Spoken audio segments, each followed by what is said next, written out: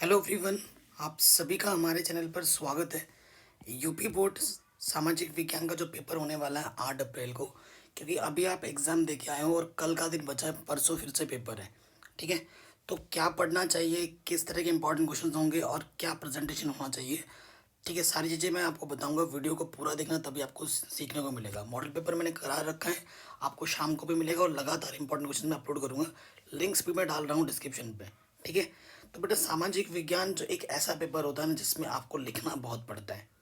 ठीक है, लेकिन यूपी बोर्ड की अगर मैं बात करूँ तो आपके दो सेक्शन इस बार आने वाले हैं। ठीक है, खंड आपका क आएगा और फिर खंड आपका ख आएगा। ठीक है, दोनों में आपके कहने के लिए दो पेपर दे रखे हैं। ठीक है, लेकिन क्वेश्चन सीमित है। बहुविकल्प प्रश्न होंगे, छोटे छोटे दो एक दो प्रश्न होंगे, विस्तृत उत्तरीय प्रश्न दो होंगे और मानचित्र में भी दोनों में रहेगा। ठीक है, कैसा मॉडल पेपर होगा, इंपॉर्टेंट क्वेश्चन के साथ मैंने सॉल्व करा रखा है। अभी शाम को 4 बजे अपलोड होगा, शाम के रात के 7:30-8 बजे भी अपलोड होगा, ज़रूर देखें। ठीक है, क्या पढ़ें वो मैं अभी बताऊंगा। इंपॉर्टेंट क्वेश्चंस क्या होंगे टॉपिक वाइज मैं बताऊंगा। ठीक है, और सामाजिक विज्ञान में बेटा प्रेजेंटेशन और आपकी राइटिंग बहुत ज़्यादा मैटर करती है, बहुत ही ज़्यादा। ठीक है, आपको थोड़ा लिखना भी ज़्यादा पड़ जाता है। और इसमें सिर्फ लिखने का मतलब ये नहीं कि एक लाइन से ऐसे लिखते गए। सामाजिक विज्ञान में किसी भी प्रश्न का जब आप उत्तर लिख रहे हैं, चाहे वो मध्यम वर्ग हो या विस्तृत उत्तरीय वाला हो, तो आपको टॉपिक बनाकर लिखना होगा। ठीक है, अगर आप टॉपिक बना के लिखोगे तो नंबर पूरे मिलेंगे। ठीक है, अगर आप एक तरफ से शुरू करके ख़त्म कर दे रहे हो, ठीक है, कहानी बना के लिख रहे हो, तो ऐसा बिल्कुल नहीं चलेगा। ठीक है, देखो अभी आप एग्ज़ाम दे के आए हो, तो बेटा आपके पास अगर मैं बात करूं तो 4 किताबें हैं। क्या क्या है, इतिहास, भूगोल, नागरिक शास्त्र, अर्थशास्त्र, यही है। इतिहास आने वाला है 20 नंबर का, भूगोल आने वाला है 20 नंबर का, इतिहास और भूगोल 40 नंबर का आएंगे, नागरिक शास्त्र 15 नंबर का और अर्थशास्त्र आएगा 15 नंबर का। टोटल 70 नंबर का पेपर आपको देखने को मिलेगा। ठीक है, पेपर बहुत आसान आएगा, पहले ही मैं बता दे रहा हूँ। पेपर बहुत आसान रहेगा, टेंशन लेने की कोई ज़रूरत नहीं है। ठीक है, बस इंपॉर्टेंट क्वेश्चंस ध्यान रखना।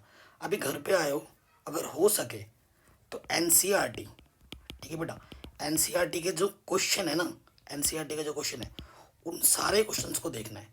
उन हर एक चैप्टर जो आपके सिलेबस में एनसीईआरटी के सभी प्रश्नों को देखना है।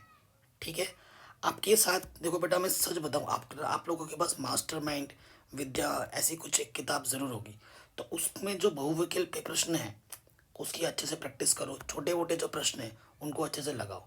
ठीक है, मैं किसी ने मुझे पैसे नहीं दे रखे हैं। ठीक है, मैं अपने दिल से बोल रहा हूँ, क्योंकि हर बच्चे के पास ज़रूर होगा मास्टर माइंड होगा, विद्या की क्वेश्चन बैंक होगी, जो भी कुछ है किसी भी XYZ पब्लिशर्स का, उसमें जो बहुविकल्प प्रश्न है उस पर ज़्यादा जोर लगाओ। ठीक है, छोटे जो 1 नंबर के क्वेश्चन है, 2 नंबर के क्वेश्चन है, वो सारे पढ़ के जाना। भले ही लॉन्ग वाले ना पढ़ो, ठीक है, लॉन्ग वाले जो आ रखे हैं वो पढ़ना, बाकी छोटे वाले सारे क्वेश्चंस कर लेना, सारे पढ़ने हैं। ठीक है, क्योंकि छोटे क्वेश्चंस पढ़ेंगे और उससे कुछ मिलता जुलता बड़ा भी आ जाएगा, तो हम बना के अपने शब्दों में लिख पाएंगे। ठीक है, तो इंपॉर्टेंट क्वेश्चन में मैं यही बोलूँगा कि आप एनसीईआरटी तो सारी करनी है। ठीक है, एनसीईआरटी के सारे क्वेश्चन एक बार पढ़ लेना है। ठीक है, और डेट किस कब क्या हुआ तो वो डेट लिख लेना।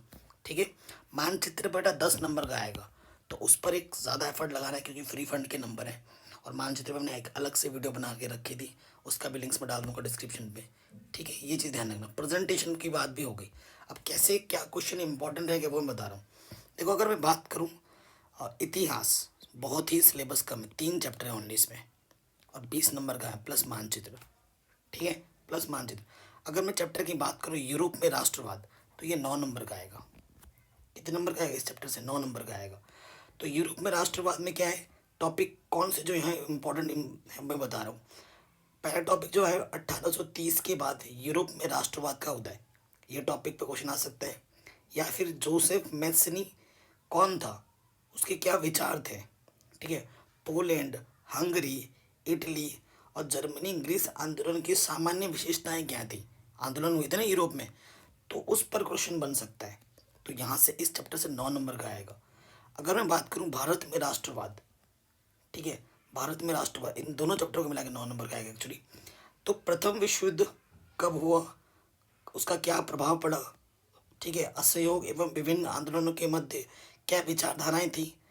ठीक है, नमक सत्याग्रह क्या था, जनजातियों, श्रमिकों एवं किसानों के क्या आंदोलन थे, सवज्ञा आंदोलन क्या था, उसकी क्या सीमाएं थी। ठीक है, सामूहिक उसकी क्या भावना थी, इन टॉपिक्स पे क्वेश्चन आ सकते हैं यहाँ से। फिर अगर मैं बात करूँ भूमंडलीकृत विश्व का बनना, यहाँ से 6 नंबर का आएगा इस चैप्टर से।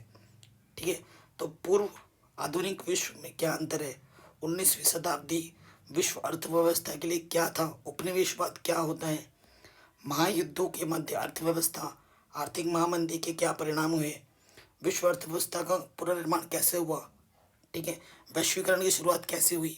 ये टॉपिक ऐसे हैं जो इम्पोर्टेंट है, जो कि आएंगे। अगर इस हिस्ट्री में मानचित्र की मैं बात करूं, ठीक है, तो मानचित्र पे 5 नंबर का आने वाला है। ठीक है, कब क्या चीज़ कहाँ पर हुई, इस पर मैं ऑलरेडी करवा चुका हूँ, मॉडल पेपर में आएगा, वहाँ से आपको मिल जाएगा। अब मैं बात करूँ बेटा भूगोल की, भूगोल 20 नंबर का आने वाला है। इसमें ये सारे चैप्टर्स हैं आपके, ये मैंने लिख रखे हैं। एनसीईआरटी के सारे क्वेश्चन तो बेटा करने ही करना है। ठीक है, प्रश्नों को रट्टा नहीं मारना है, प्रश्नों को समझ के पढ़ना है। कोई कोई दिन हो, डेट हो, किसने किया, वो आप रट्टा मार सकते हो, लेकिन प्रश्नों के उत्तर को समझना है। एक बार, 2 बार, 3 बार पढ़ो, समझते हुए पढ़ो। ठीक है, उसको अपने मन में उसका काल्पनिक चित्र बना के हुए समझो, तभी वो चीज़ याद रख पाओगे। आप रट्टा मारोगे भूल जाओगे, कितने क्वेश्चन रट्टा मार पाओगे। संसाधन एवं विकास की अगर मैं बात करूं, तो यहाँ से प्राकृतिक एवं मानवीय संसाधन क्या होता है, इसकी नियोजन की क्या आवश्यकता है। ठीक है, एक संसाधन के रूप में भूमि कैसी होगी, मिट्टी के प्रकार कैसे होते हैं, भूमि के क्या उपयोग हैं, क्या परिवर्तन है, भूक्षरण क्या होता है, उसका संरक्षण क्या है। ठीक है, तो भूगोल वैसे देखा जाए तो आसान है, बहुत आसान है। ये अपने शब्दों में भी आप बना बना के लिख सकते हो आप। ठीक है, ये सारे चैप्टर्स आसान है। ठीक है, ये चैप्टर थोड़ा सा पढ़ने में ज़्यादा एफर्ट लगाना है, बाकी सारे चैप्टर्स आप एक बार पढ़ोगे और अपने शब्दों में मस्त तरीके से लिख सकते हो। ठीक है, भूगोल बहुत आसान है। वन्य जीव, ये चैप्टर भी आप पढ़ सकते हो। जल संसाधन, कृषि, कृषि के क्या प्रकार हैं, क्या हुआ, तो ये सब चैप्टर जो ज़्यादा जोर लगाना है वो है राष्ट्रीय अर्थव्यवस्था पर। उसके संचार क्या है, परिवहन के साधन क्या थे, उसका क्या महत्व था, व्यापार क्या है, पर्यटन पर क्या था, ये सब करना, और इस पर भी मानचित्र पूछे जाएंगे। ठीक है, अब आगे बढ़ते हैं बेटा। आपका आता नागरिक शास्त्र। नागरिक शास्त्र में बेटा सत्ता की साझेदारी, लोकतंत्र और विविधता। तो सत्ता की साझेदारी में लोकतंत्र, देशों की सत्ता की साझेदारी क्यों और कैसे, लोकतंत्र क्या होता है। ठीक है, इस टाइप के क्वेश्चन आप देख लेना। ये लोकतंत्र और उसकी विविधता, जैसे हमारे देश, भारत देश जो लोकतांत्रिक देश है, ठीक है, इसका क्या महत्ता है, क्या प्रभाव पड़ता है।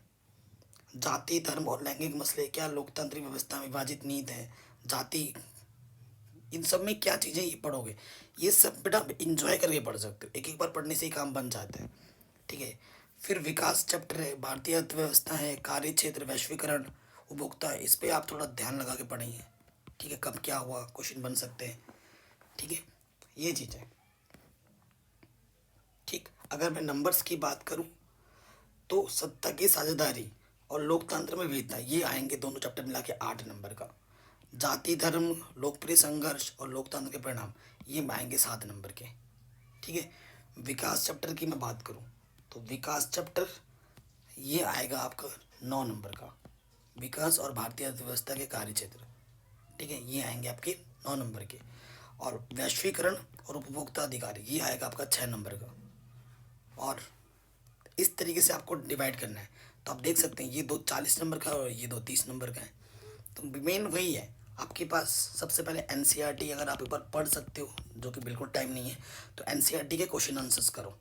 ठीक है, उसके साथ साथ आपके पास कोई अगर क्वेश्चन बैंक है, ठीक है, क्वेश्चन बैंक है, मास्टर माइंड जो भी है, उसमें जो क्वेश्चन एक एक बार आ रखा है, बहुविकल्पीय है, छोटे छोटे जो 1-2 नंबर के वो सारे पढ़ना, और जो बड़े हैं, बड़े जो जो एक एक बार 2-2 बार आ रखे हैं ना, उनको पढ़ना है समझते हुए। ठीक है, और प्रेजेंटेशन पे ध्यान देना है। ठीक है, प्रेजेंटेशन पे ध्यान देना है, आंसर्स को टॉपिक बनाकर लिखना है, इस तरीके से ध्यान रखना है। अगर ऐसा करोगे तो आप एग्ज़ाम में फोड़ोगे। बस एक दिन का टाइम बचा है, और जो भी मॉडल पेपर मैं अपलोड कर रहा हूँ उनको ज़रूर देख लेना, वो बहुत ज़्यादा इंपॉर्टेंट है। आप खुद भी पढ़ो, थोड़ा मैं भी हेल्प करूँगा, और साथ में मिलकर हम आगे बढ़ेंगे।